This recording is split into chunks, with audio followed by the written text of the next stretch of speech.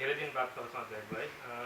पहिलो प्रश्न चाहिँ तपाईँलाई अहिले जुन राज्यको सामग्रिक जुन राजनैतिक र प्रशासनिक परिवेश छ त्यसलाई तपाईँ कसरी हेर्दै हुनुहुन्छ र यसमा तपाईँको ओपिनियन के रहेको छ? र आज असार 15 को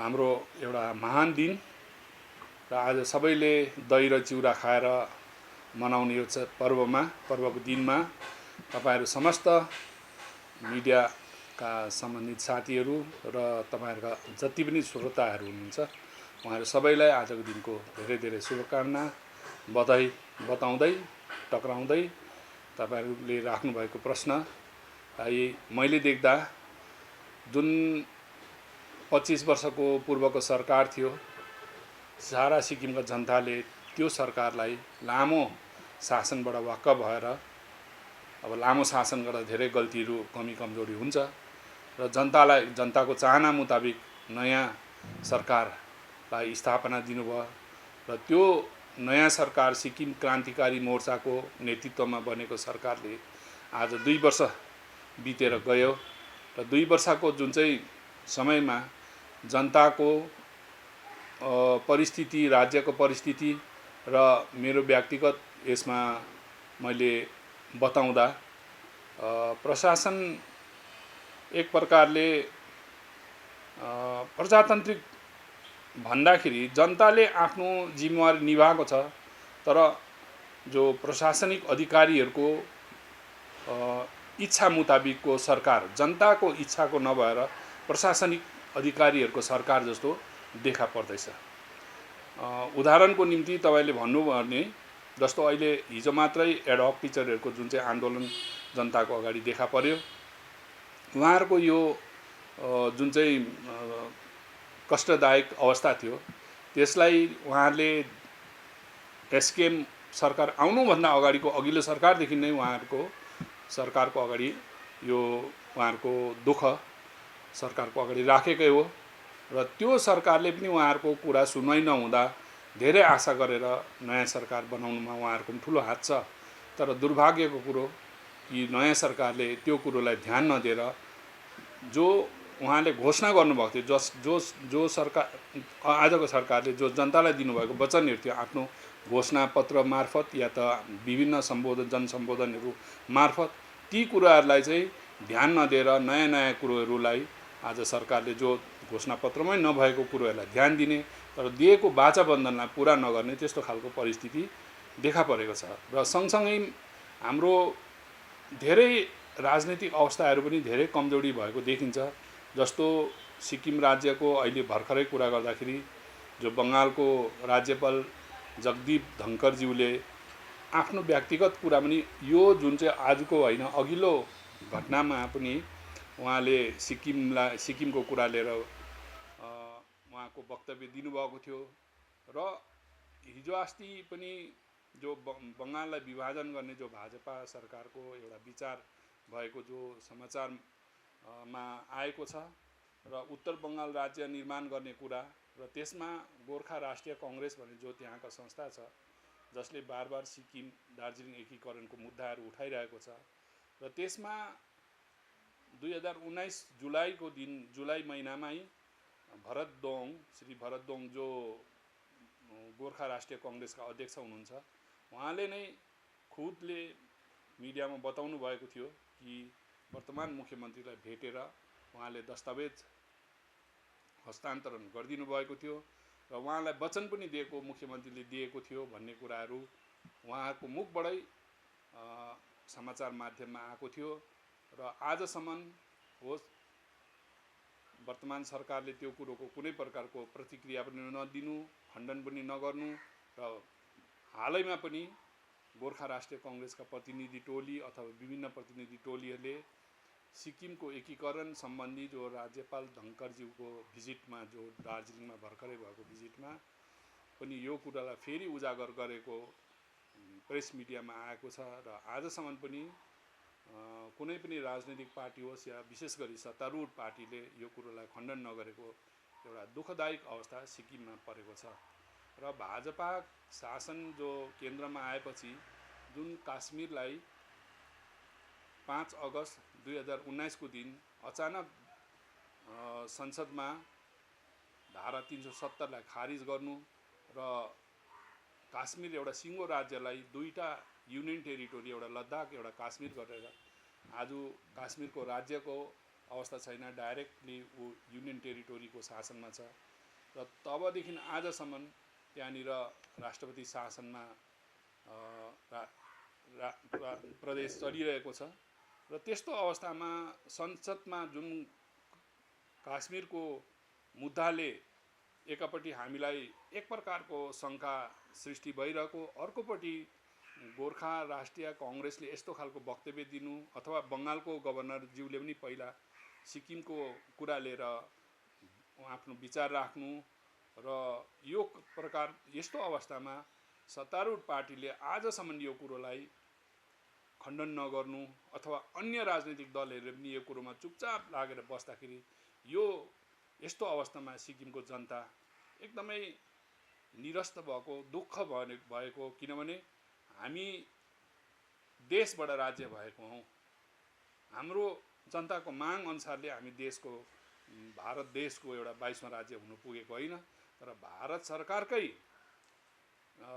गुप्ती कार्यक्रम अन्तर्गत हामी जस्तो सोझो सिधा एउटा सानो देशलाई आज राज्य बनाइएको हो। र यो अवस्थामा जुन संसदले हामीलाई धारा 371F सिक्किमको लागि स्पेसल प्रावधान दिएको छ, त्यो प्रावधान हुँदाहुँदै पनि वर्तमान सरकारहरू अथवा जति पनि राजनीतिक पार्टीहरूले यो कुरो बुझेर पनि यस्तो कुरा सिक्किम सम्बन्धी गभर्नरले होस् या अन्य संस्थाले बोल्दाखेरि त्यो कुरोहरू खण्डन नगर्नु सिक्किमको लागि एउटा दुर्भाग्यको कुरा देखा परेको छ। जुन कुरा गर्दैछ सिक्किम यसमा के हुन्छ, यो कुरा सफल हुन्छ भन्ने सङ्केतहरू तपाईँ देख्दै हुनुहुन्छ कि? यो सफल हुन्न या हुन्छ भनेर होइन, तर कसैले हामीलाई प्रहार गर्दैछ भने हाम्रो कर्तव्य हो त्यसलाई हामीले डिफेन्ड गर्नुपर्छ। त्यो चाहिँ हाम्रो आत्मबल हाम्रोमा हुनुपर्छ। कसैले कुनै मानिसले पनि कुनै व्यक्तिगत रूपमा अथवा कुनै व्यक्तिलाई प्रहार गर्छ भने त्यो प्रहार हुने मान्छे उसको कर्तव्य हो कि उसले डिफेन्ड लिनुपर्छ। भनेपछि जगदीप धनखड को हो भनेदेखि एउटा संविधानको जिम्मेवार व्यक्ति हो, एउटा अन्य राज्यको गभर्नर हुनुहुन्छ।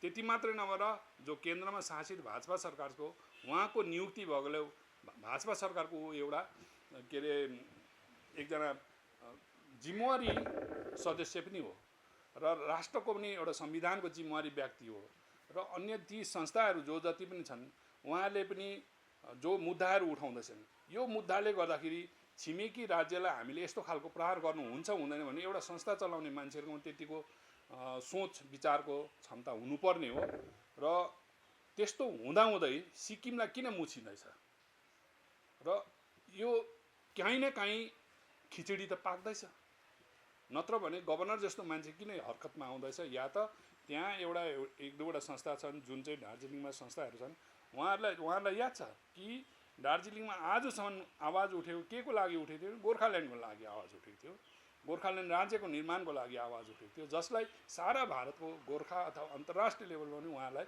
सहानुभूति थियो भने सिक्किमको त हाम्रो पुरै सहानुभूति थिँदै थियो। त आज यत्रो 1300 मान्छेको ज्यान गयो, धन सम्पत्ति पुरा नाश भयो, त्यत्रो कुरा हुँदा कत्रो महारथीहरू जस्तो स्वर्गीय मदन तामाङ, स्वर्गीय सीके प्रधान जस्तो नेतृत्वहरू विलिन भएर गयो। कसको लागि? गोर्खाल्यान्डको नाममा भएको।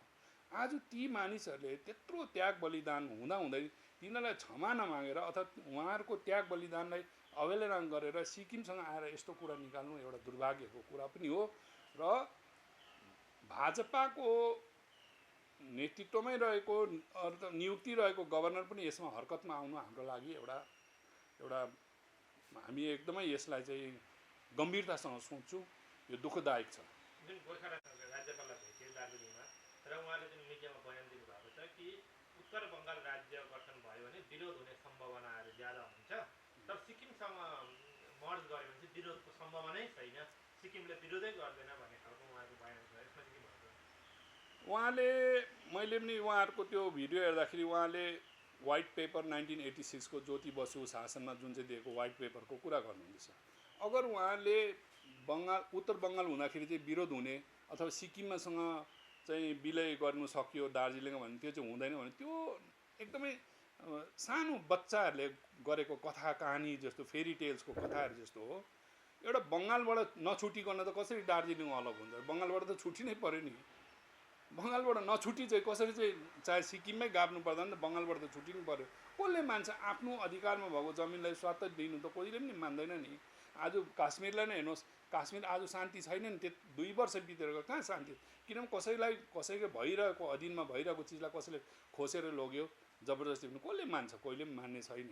तर उहाँले यो कुरा गर्नु 1835 को जुन चाहिँ के अरे ग्रान्ट अफ दार्जिलिङको कुरा लिएर छुकपुट नामगेल जो 6औं नामगेल वंशका राजा थिए तिनले इस्ट इन्डिया कम्पनीलाई दिएको हो नि त। 1975 मा भारतको हामी अङ्ग भएको हौँ। त्यो भारतमा अङ्ग भएको राज्यले दिएको जमिन होइन दार्जिलिङ, अथवा भारत स्वतन्त्र 1947 मा भएको स्वतन्त्र भारतले पनि लगेको जमिन होइन। तत्कालीन राज शासनले इस्ट इन्डिया कम्पनीलाई दिएको। आज इस्ट इन्डिया कम्पनी पनि छैन, राज शासन पनि छैन। र त्यो ऐतिहासिक कुरा गरेर बङ्गालले उत्तर बङ्गाल छुटाउँदै दुखी हुन्छ, यता लाउनु, त्यो केटाकेटीले गरेको कुरा जस्तो। त्यस्तो कुरा उहाँहरूले गर्नुहुन्छ भने उहाँले यो पनि भन्नुपर्छ 1815-1817 मा सुगौली ट्रिटी र तितलिया ट्रिटी भयो। त्यति बेला तितलियासम्मको के जमिन भारत सरकारले हामीलाई दिन सक्छ? अथवा नरेन्द्र मोदी सरकारले हाम्रो जमिन छुम्बी भ्यालीसम्म हो, त्यो छुम्बी भ्यालीसम्मको जमिन हामीलाई दिनु सक्छ? अथवा तमर खोला या अरुण खोलासम्म नेपालको त्यो भागहरू पनि सिक्किमको के त्यो जमिन हामीलाई आज दिन सक्छ? राष्ट्रिय काङ्ग्रेसले यो कुरा भन्नु सक्नु पर्यो नि। दार्जिलिङ मात्रै हाम्रो जमिन थिएन नि, हाम्रो सिक्किमको जमिन त्यत्रो थियो भने हामीलाई फर्काइदिनु पर्यो। अगर त्यो फर्काउनु सक्छ, अथवा हाम्रो जुन छोगेल शासनले दिएको कुरो त्यो कुरोलाई भारत सरकारले मान्छ भने छोगेललाई पनि राख्न सक्नु पर्यो नि त। आज हाम्रो 13वां छोगेल नेपालको जङ्गलमा तपस्या गरेर बसिरहनु भएको छ। कहिले कहिले भुटानको जङ्गलमा आएर तपस्या गर्नुभएको छ। 40 वर्ष भयो सिक्किमदेखि उहाँ अलगै ठाउँमा गएर तपस्या गरिरहनुहुन्छ। आज हाम्रो 13वां छोगेल हुनुहुन्छ र 12वां छोगेल जो स्वर्गीय पाल्देन थेन्डुप नामगेल हुनुहुन्थ्यो, उहाँले पनि एक्सेसन इन्स्ट्रुमेन्ट अफ एक्सेसन जुन चाहिँ सिक्किमको एनेक्सेसन भयो भारतमा, त्यति बेला जबरजस्त गर्दा पनि मलाई मारेर लाग्नुहोस् तर म इन्स्ट्रुमेन्ट अफ एक्सेसनमा सही गरिनँ। जबकि भारतको अन्य जति पनि प्रिन्सली स्टेट छन्, जस्तो 1948 मा जो काश्मीरलाई ल्याएर भारतमा गाभियो, त्यति बेला पनि राजा हरि सिंहले त्यो इन्स्ट्रुमेन्ट एक्सेसनमा सिग्नेचर दिनुभएको छ, हस्ताक्षर दिनुभएको छ। तर सिक्किमको राजा स्वर्गीय पाल्देन थेन्डुप नामगेलले आजसम्म हस्ताक्षर दिएको छैन। त के भारत सरकारले हाम्रो सिक्किमको भूभाग दार्जिलिङमा फर्काउने हो भने हाम्रो राजा 13वां राज्यलाई के अरे हाम्रो चुक्लाखाङ प्यालेसमा ल्याएर उहाँलाई विधि विधानको साथमा भारत सरकारले छोगेल घोषणा गर्नु सक्नुहुन्छ भने हामी त्यो कुरा स्वीकार गर्न सक्छौँ। होइन भने इतिहासको कुरा लिएर सिक्किमको जनतालाई दुःख दिन पाउँदैन।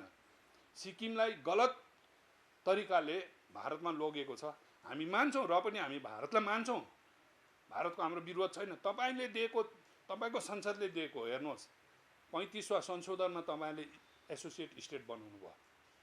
35th एमेन्डमेन्ट गरेर तपाईँले एसोसिएट स्टेट बनाउनु भयो सिक्किमलाई। 36 एमेन्डमेन्ट गरेर आर्टिकल 371 एक्ट दिनुभयो, जसको आधारमा तपाईँले फेरि स्टेट फुल्ली फ्लेजेड स्टेट बनाउनु भयो। र त्यो 371 एक्टले के भन्छ? सिक्किमको जनताले कहिले पनि 35th एमेन्डमेन्ट मागेको थिएन र पार्लियामेन्टमा हाम्रो भूमिका छैन सिक्किमको कोही पनि। र 36 एमेन्डमेन्ट गर्दा पनि भारतको संसद प्रणाली अन्तर्गत जति पनि संसद सदस्यहरू उहाँले समर्थन गरेर एउटा देशलाई हालेको, सिक्किमले समर्थन गरेको होइन। हाम्रो कुनै भूमिका छैन संसदमा। त 371 पनि तपाईँले दिएको भने आज त्यसलाई कुल्चेर तपाईँले सिक्किमको जनताको इच्छाको विरोधमा तपाईँ भारत सरकारले काम गर्छ भने त्यसमा सिक्किम पनि चुप लागेर बस्दैन। यो कुरो भारतले बुझ्नुपर्छ।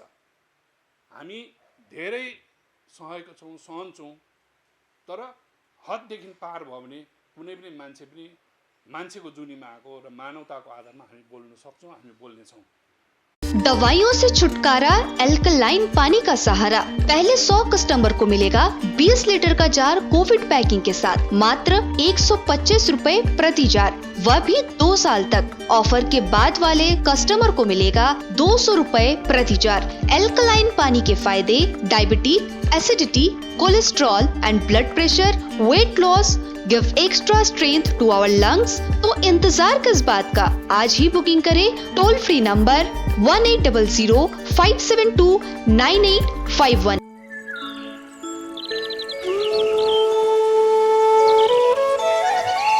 भारतको प्रथम जैविक राज्य सिक्किमको अनुपम उपहार सञ्जीवनी।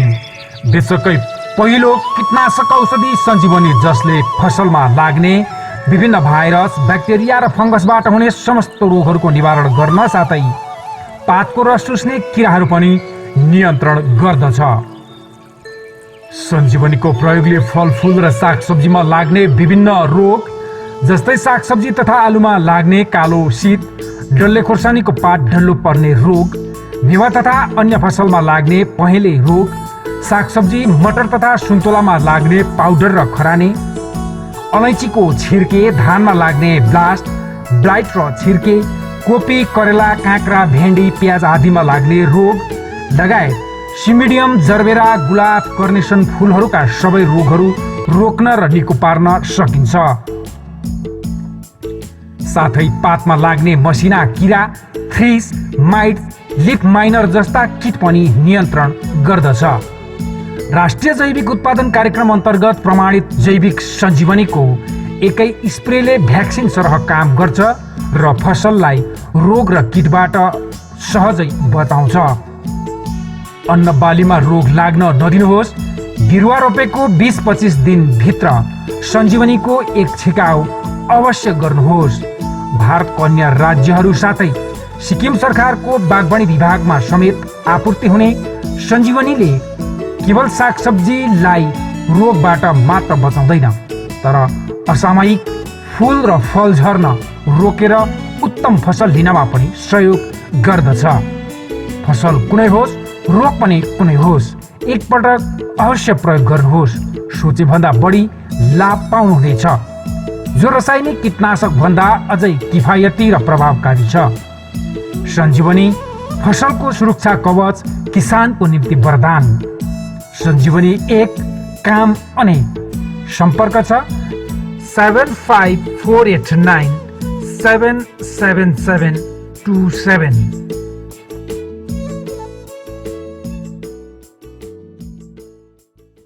अब वक्त आ गया है अपने सपनों को एक नई पहचान देने का। वेबल कंप्यूटर ट्रेनिंग सेंटर आपके लिए लेके आए हैं डिप्लोमा एंड कोर्सेज जैसे English speaking course, software application, financial accounting, Tally, Java, HTML, DTP, C++, Python जैसे बहुत से कोर्सेज एंड डिप्लोमा। और आपको मिलेगा hologram sealed certificate government of West Bengal undertaking, जो आपके हर सपने को देगा एक नई उड़ान। Webel computer training centre, opposite Siliguri college, gate number 2, college Para, Siliguri.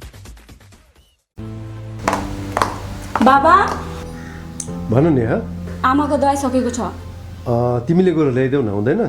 Office जान ढिलो भयो बाबा। त सब तपाईँलाई सामान्य वेलनेसको स्किमको बारेमा थाहा छैन? मलाई दबाईहरू त होम डेलिभरी गर्दैछ त। ए हो त साँच्ची, होम डेलिभरी सँगसँगै उनीहरूले दबाईमा 7% डिस्काउन्ट पनि दिन्छ भनेर सुनेको थिएँ। हो, अनि त्यो मात्र होइन सर, हामीले बाइचान्स बिर्स्यो भने नि उनीहरूले नै सम्झाइदिँदैछ नि sir. Thank you Pradeep sir. Somani wellness, जसले तपाईँहरूको स्वास्थ्यको सधैँभरि ख्याल राख्छ।